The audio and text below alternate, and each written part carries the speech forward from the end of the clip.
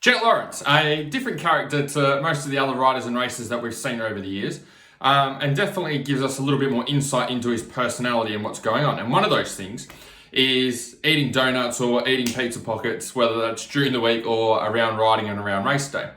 And so for me anyway, this goes against a lot of what I've been taught or what I've been shown as I've grown up through riding and racing. It's like, if you want to be good at your sport, you want to be able to ride well, you've got to be eating well, you've got to be training well, you've got to be strict, everything's got to be on point. But for Jett Lawrence, that's not the case, but at the same time, he's still performing and doing well. So how do we tackle that? I just wanted to give you a few thoughts on it. For those of you that are new to the channel, my name is Andrew Hammer. Struggled with riding and racing fitness for about 14 seasons of racing, and I don't want you to be one of those riders. So I've got 3 thoughts on this. First thought that I've got written down here is that riders are humans just like us. So as much as we might have a perception of what elite athletes should be doing, what we think is happening and what is actually happening there's usually a little bit of discrepancy between those two.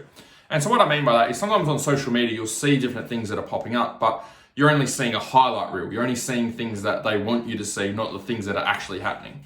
And so as they are humans and not robots, I think it's normal for them to have particular foods or have things that they eat, things that they enjoy that might not be part of the plan, okay? Might not be part of their strategy, might not be ideal for them to be able to perform, but it's just something they enjoy, something they do. And I guess like all people, they get off track at some point as well, or they have things that they like to have that isn't all just salad and meat. So that's the first thing. Second thing is calories. This is more on the coaching side, is for elite athletes and elite riders, they're burning a lot of calories every day. They're doing a lot of exercise, they're doing a lot of riding. So for Jett, I'm gonna have a rough guess. He might be burning, say, 3,500, 4,000 calories a day based on the training and all the riding that he's doing, which is a fair amount of calories for the day. Now for most of us, or for most of you, you might be burning 1,800 calories a day, 2,000 calories a day, based on your type of work you're doing and how often you train. So he's getting in almost double the amount of calories that we're probably getting in on an average day. And so the reason that that's important to take into account is there's a lot more room for error there. There's a lot more room for him to be able to go off target or go off track or have things that might not be salad and meat, for example. So if you look at like a silly example, if we take a tub of Ben & Jerry's ice cream, okay? There's about 1,200 calories in a tub of Ben & Jerry's ice cream.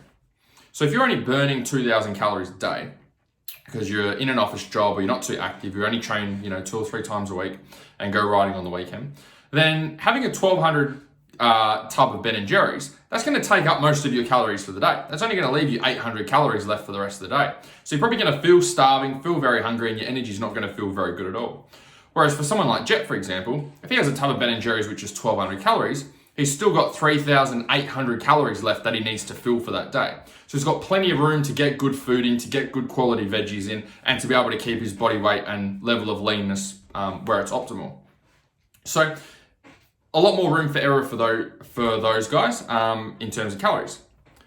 Third thing is, I feel like sometimes enjoyment drives performance more than the hard and fast numbers of what needs to be done.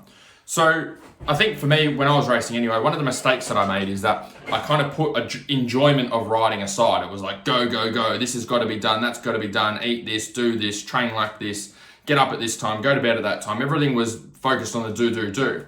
And sometimes that process wasn't enjoyable. Sometimes there was things that that I found enjoyable that I didn't do because I thought that would affect my goal in a negative way.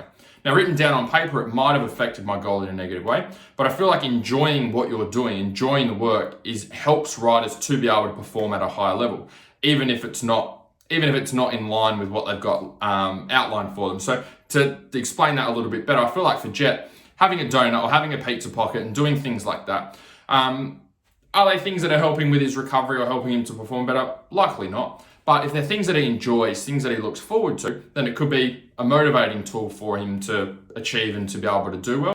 Or could also just allow him to relax and de-stress, not be so wound up about making sure that everything's perfect, and just allow him to be him for a little bit and get off track for a little bit and then get back on target and keep going again.